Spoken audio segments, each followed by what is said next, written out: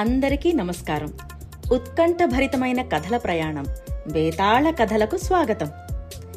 విక్రమాదిత్యుడు న్యాయం చెప్పటానికి నోరు విప్పినందుకుగాను బేతాళుడు మాయమైపోయాడు.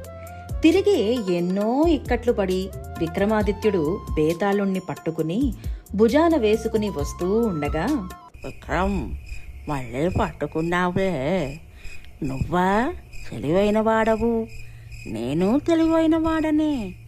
మనం మౌనంగా ప్రయాణిస్తే ఎలాగో నువ్వు మాట్లాడవు, అందుకు నేనే నీకు కథ చెబుతాను. ఒకప్పుడు ధర్మపురం అనే రాజ్యాన్ని ధర్మపరుడైన రాజు రూప్సేన్ పాలించేవాడు.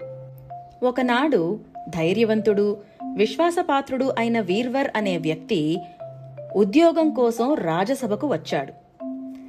అతని ధైర్యసాహసాలు చూసి రాజు అతన్ని రక్షకుడిగా నియమించాడు. కాని వీర్వర్ ఒక చిత్రమైన కోరిక కోరాడు.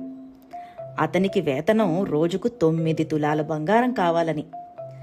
రూప్సేన్కి ఆ జీతం ఎక్కువ అనిపించినా అసలంటూ ఇస్తే ఇతను ఆ 9 తులాల బంగారం ఏం చేసుకుంటాడో చూడాలని అనుకుని ఒప్పుకున్నాడు. ఒక రాత్రిపూట వీర్వర్ను గమనించడానికి రాజు మారువేషంలో వెళ్లాడు. వీర్వర్ తన సంపాదనలో చాలా భాగం పేదవారికి దానం చేసేవాడు. కొంత భాగం అతిథులకు ఇంకా పెద్దవాళ్లకు సేవ చేయటానికి ఉపయోగించేవాడు. అతి తక్కువ భాగం తనకు, తన కుటుంబ పోషణకు ఉపయోగించేవాడు.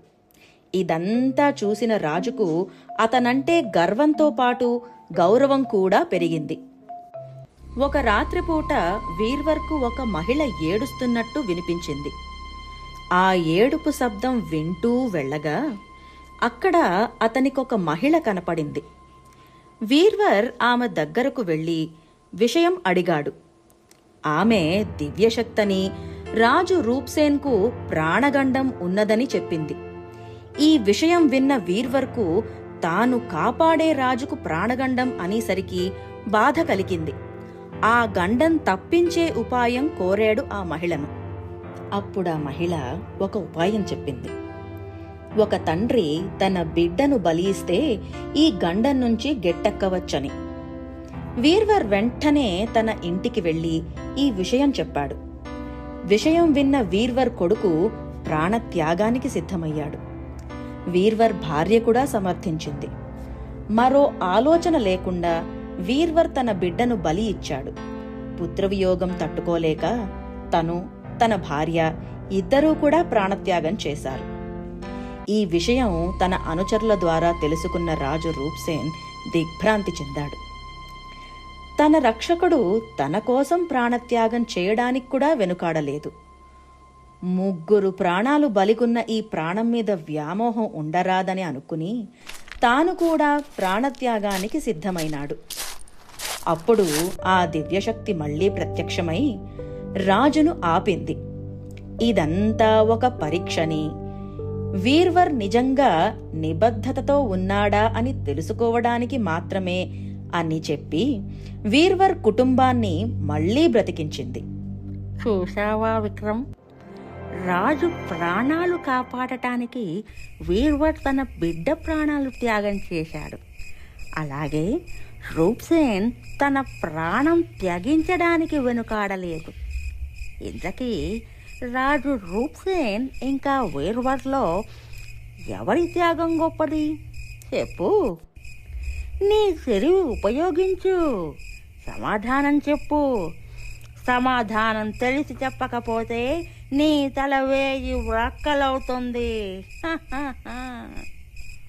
బేతాళ, ప్రాణత్యాగం చేయడానికి చాలా ధైర్యం అవసరం. ఆ విషయంలో అటు రాజు రూప్సేన్, ఇటు వీర్వర్ ఇద్దరూ తీసిపోరు. అయితే రాజును కాపాడడం వీర్వర్ కర్తవ్యం. అతను తన విధి నిర్వర్తించాడు. కానీ రాజు రూప్సేన్కి వీర్వర్ పట్ల అలాంటి బాధ్యత లేదు. అయినప్పటికీ అతను త్యాగం చేయడానికి సిద్ధమయ్యాడు. అందువల్ల రాజు రూప్సేన్ త్యాగమే గొప్పది.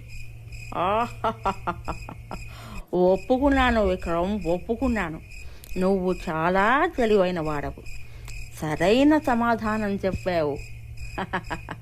అయితే ఇప్పుడు నువ్వు మాట్లాడేవు కదా ఆ ఆ, నేను మాయమైపోవాలి కదా ఆ, అందుకే మాయమైపోతున్నాను. ధర్మబద్ధుడైన రాజు, నిబద్ధతతో ఉన్న రక్షకుడు, ఇలాంటి వాళ్ళ ద్వారా మన జీవితంలో ఏ విలువలతో ఉండాలో నేర్చుకోవచ్చు. ఇంకా ఎన్నో విలువలతో కూడిన కథలతో మళ్ళీ కలుద్దాం. అంతవరకు సెలవు. వెళ్లే ముందు లైక్, షేర్, సబ్స్క్రైబ్ తప్పకుండా చేయండి. సైనింగ్ ఆఫ్, కథా కథనం, స్టోరీస్ ఆఫ్ ద సోల్.